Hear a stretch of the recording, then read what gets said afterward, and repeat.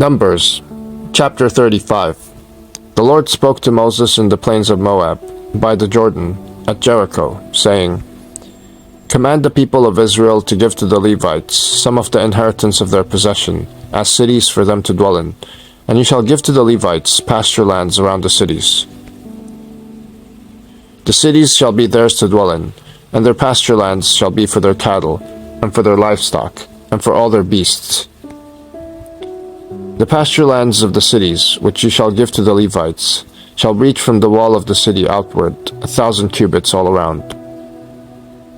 And you shall measure outside the city, on the east side 2,000 cubits, and on the south side 2,000 cubits, and on the west side 2,000 cubits, and on the north side 2,000 cubits, the city being in the middle.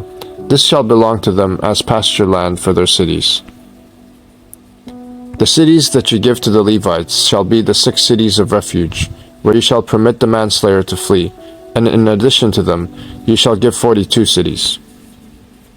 All the cities that you give to the Levites shall be 48, with their pasture lands.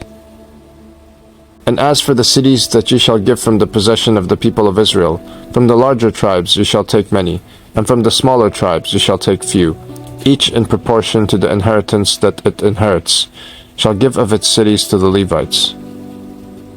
And the Lord spoke to Moses, saying, Speak to the people of Israel, and say to them, When you cross the Jordan into the land of Canaan, then ye shall select cities to be cities of refuge for you, that the manslayer who kills any person without intent may flee there.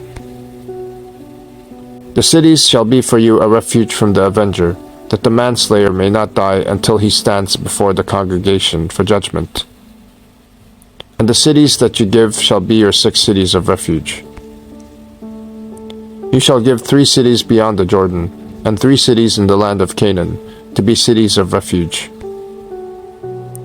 These 6 cities shall be for refuge for the people of Israel, and for the stranger, and for the sojourner among them, that anyone who kills any person without intent may flee there. But if he struck him down with an iron object, so that he died, he is a murderer. The murderer shall be put to death. And if he struck him down with a stone tool that could cause death, and he died, he is a murderer. The murderer shall be put to death. Or if he struck him down with a wooden tool that could cause death, and he died, he is a murderer. The murderer shall be put to death. The avenger of blood shall himself put the murderer to death. When he meets him, he shall put him to death. And if he pushed him out of hatred, or hurled something at him, lying in wait so that he died, or in enmity struck him down with his hand, so that he died, then he who struck the blow shall be put to death. He is a murderer. The avenger of blood shall put the murderer to death when he meets him. But if he pushed him suddenly without enmity, or hurled anything on him without lying in wait, or used a stone that could cause death, and without seeing him dropped it on him, so that he died, though he was not his enemy, and did not seek his harm, then the congregation shall judge between the manslayer and the avenger of blood, in accordance with these rules. And the congregation shall rescue the manslayer from the hand of the avenger of blood, and the congregation shall restore him to his city of refuge, to which he had fled, and he shall live in it until the death of the high priest, who was anointed with the holy oil. But if the manslayer shall at any time go beyond the boundaries of his city of refuge, to which he fled,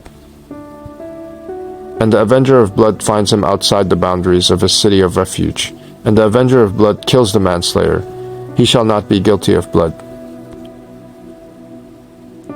For he must remain in his city of refuge until the death of the high priest. But after the death of the high priest, the manslayer may return to the land of his possession. And these things shall be for a statute and rule for you throughout your generations in all your dwelling places. If anyone kills a person, the murderer shall be put to death on the evidence of witnesses, but no person shall be put to death on the testimony of one witness. Moreover, you shall accept no ransom for the life of a murderer, who is guilty of death, but he shall be put to death. And you shall accept no ransom for him who has fled to his city of refuge, that he may return to dwell in the land before the death of the high priest. You shall not pollute the land in which you live, for blood pollutes the land, and no atonement can be made for the land for the blood that is shed in it, except by the blood of the one who shed it. You shall not defile the land in which you live, in the midst of which I dwell, for I, the Lord, dwell in the midst of the people of Israel.